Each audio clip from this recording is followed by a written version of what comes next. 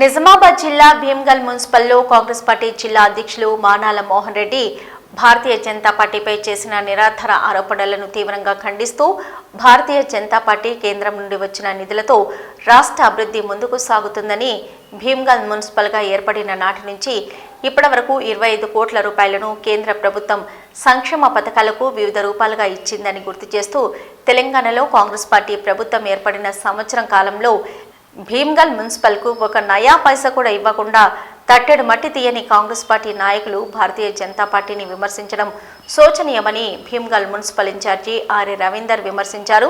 ప్రభుత్వం ఏర్పాటు చేసిన సంవత్సర కాలంలో 6 గ్యారంటీలను అమలు చేయకపోను కల్లబల్లి మాటలు చెప్తూ కాలక్షేపం చేస్తూ అభివృద్ధిలో ప్రపంచంలోనే భారతదేశంని ముందున తీసుకెళ్తున్న భారతీయ జనతా పార్టీని నిందించడం తగదని, భవిష్యత్తులో భారతీయ జనతా పార్టీపై ఆరోపణలు చేస్తే భీమ్గల్ పట్టణ శాఖ ద్వారా తీవ్రమైన వ్యతిరేకతను ఎదుర్కోవాల్సి వస్తుందని హెచ్చరించారు. ఈ కార్యక్రమంలో భీమ్గల్ పట్టణ శాఖ అధ్యక్షులు యోగేశ్వర నర్సయ్య, సంధ్యారాజు, బూత్ అధ్యక్షులు గోపు అంజీ, గంగాధర్, లింబాద్రి గారు పాల్గొన్నారు. మీరు అయ్యా డీసీసీ ప్రెసిడెంట్ గారు, మీరు భీమ్గల్ వచ్చి ప్రెస్ మీట్ చేస్తూ ఉన్నారు. మీరు వచ్చేటప్పుడు చూసిన రోడ్లు ఎవరేసిండ్రు, ఇక్కడ జరుగుతున్న పనులు ఏ ప్రభుత్వం ద్వారా వచ్చింది? మీరు సంవత్సరం అవుతుంది అయ్యా మీరు అధికారంలోకి వచ్చి ఇక్కడ తట్టెడు మన్ను తీసిండ్రా, ఏం చేసిండ్రని చెప్పేసి మేము అడుగుతా ఉన్నాము. కేంద్ర ప్రభుత్వం ఇచ్చిన నిధుల ద్వారా శాంక్షన్ అయిన పనులు ఏవైతున్నాయో అవి అక్కడనే ఆగిపోయినాయి, దాన్ని కూడా ముందుకు తీసుకుపోయే పరిస్థితిలో లేరు. మీరు 100 పడకల ఆసుపత్రి శాంక్షన్ అయింది, అక్కడ 100 పడకల ఆసుపత్రి విషయంలో ఇప్పుడు కనీసం పురోగతి దిక్కు లేదు.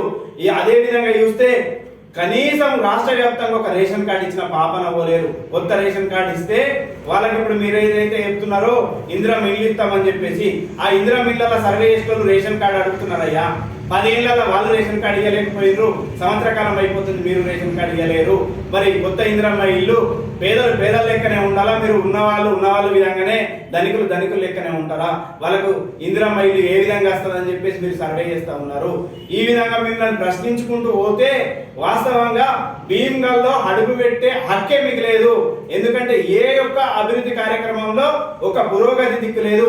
మీరు మాటల మాంత్రికుల లెక్క మాటలు చెప్పడం తప్పితే భీమ్గల్ కావచ్చు, బాలకొండ నియోజకవర్గం కావచ్చు, రాష్ట్ర వ్యాప్తంగా కావచ్చు, మీరు చేసిన కొత్త పని, మీరు మొదలుపెట్టిన కొత్త పని ఏదన్నా ఉందా అంటే ఏమున్నదయ్యా?